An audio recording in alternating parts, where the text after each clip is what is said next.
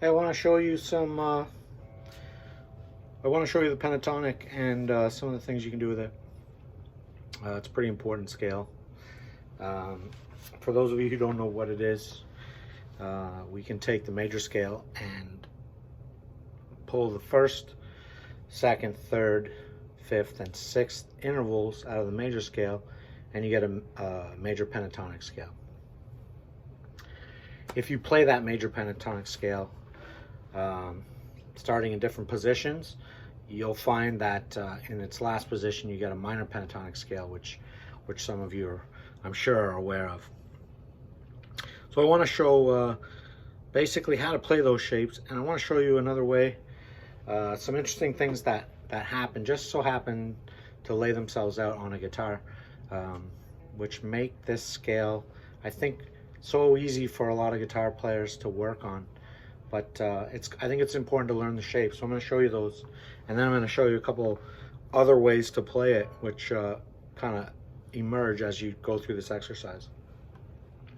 So your major pentatonic, if we're in the key, if we say G, G major pentatonic, we've got the first, second, third, fifth, sixth, and then back to the one.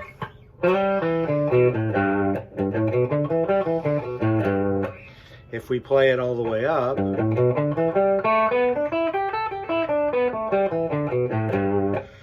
some of the things you'll notice is you can play that without shifting at all. And you'll also notice it's only two notes per string. And I'll get back to that. But I want to show you these different shapes. So that's your basic pentatonic right there. Learn how to play it 2 octaves all the way up. And learn how to play it in each position, like this.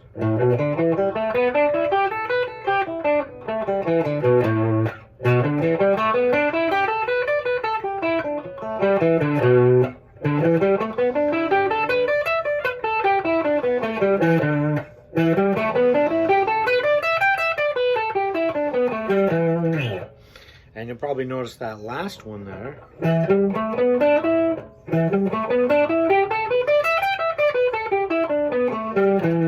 Pretty familiar shape. It's the minor pentatonic, and it's perfectly related to the major pentatonic. They share all the same notes. One's the major pentatonic, the other's the minor pentatonic. So so my advice is just figure out how to play those. You're going to get 2 notes per string. Hear it out. You're always playing the same 5 notes, and I'm sure there's sites where you can go to learn the fingering for all that. I'm not going to go through each one because it's just 5 notes, and I think you can see what I did there. I just played the same notes, just starting on a different interval of that pentatonic scale, right? So just the first, the second, the third, right? The fourth, the fifth.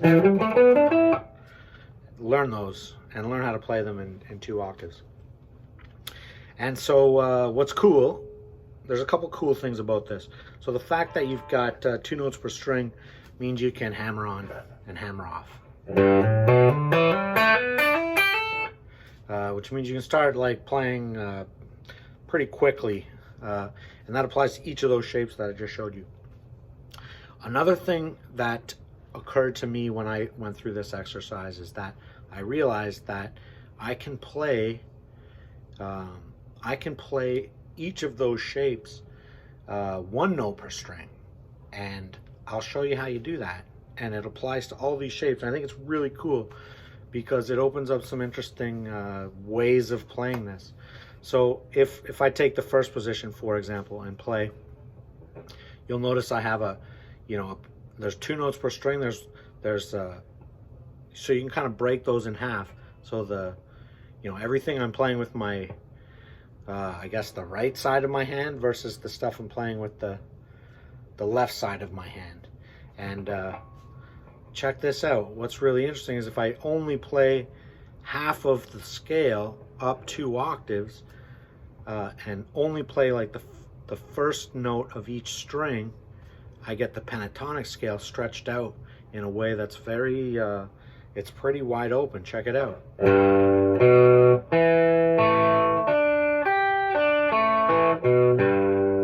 See? I just didn't play the second. I didn't play that. I didn't play that note. I didn't play that note. I didn't play that note. And you get this, which is very cool. Can actually be played as a chord. Very cool. Very wide open. You can do that with every one of these shapes. I can do that with this, the second half of this. So here I have. So I get.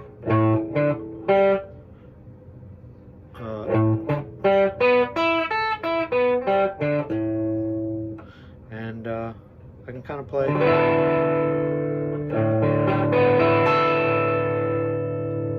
And I can keep going with each of these. I can get.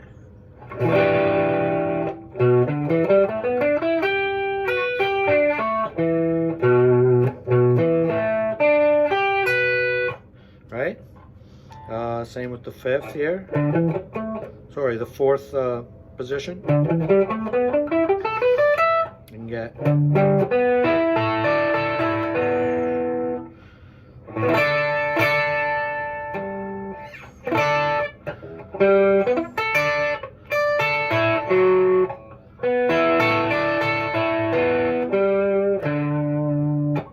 And then the sixth, right?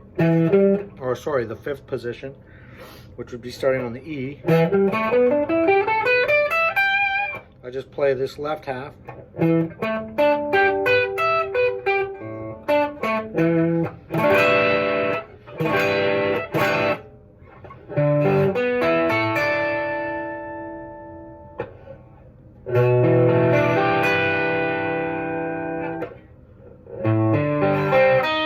Sorry.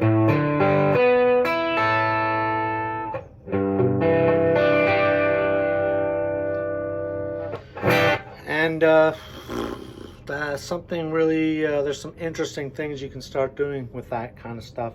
I, for example, would, you know, started kind of inventing new runs where I might, you know, leverage that 2 notes per string and say, let's say every other note I add a passing tone to the next string. So I might get something like this.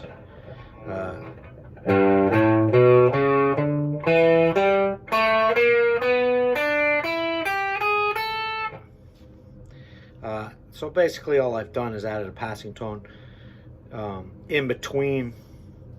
So instead of having 2 notes per string, I have 3 notes per string, and I'm just adding an extra passing tone in to get me to this, you know, the second half of that note, or the second half of that. So in that case, I was just using always a half step behind that second note.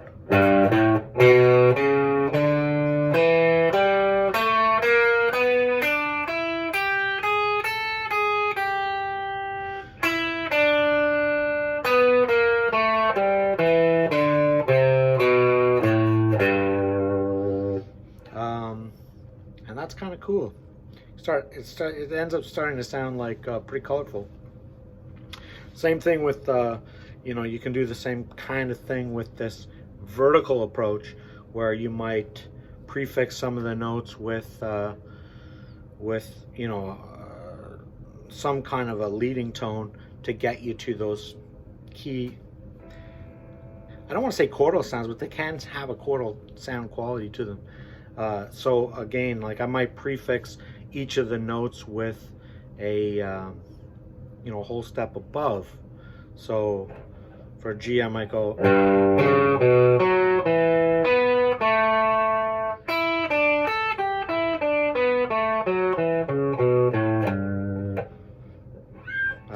I think you start to see like some possibilities here.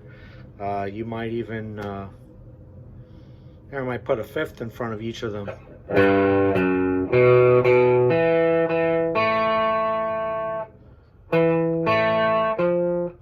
That's a bad example. It's a terrible example because a lot of them are stacked in fourths here. But I think you get the idea.